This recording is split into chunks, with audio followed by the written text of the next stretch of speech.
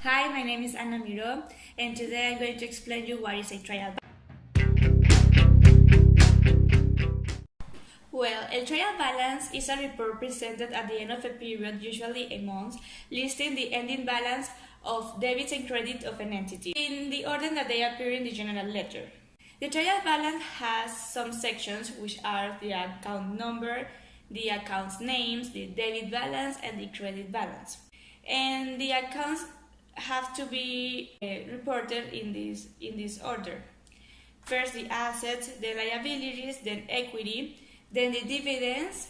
After the dividends you have to put the revenues, and at the end the expenses. The purpose of this report is that this report allows us to verify the total of all debits equals the total of all credit, which there are no on-balance journal entries that make it impossible for us to create an accurate financial statement. Sometimes in a trial balance we have to make some adjustments.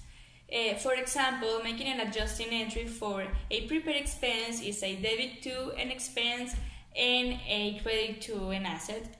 Second, when a deferred revenue is recognized, is a debit to a liability and a credit to a revenue.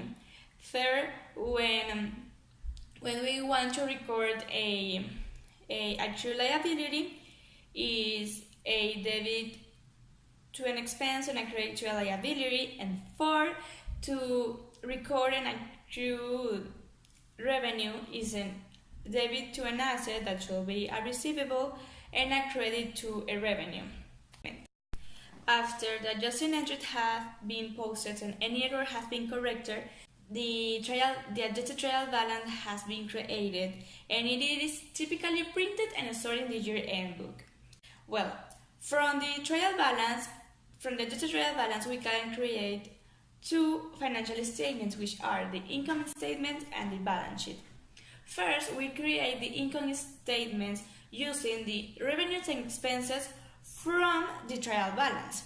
Then, we have to create the income statement first, because we need the net income that we calculate from the financial statements to fill out the equities account from the balance sheet.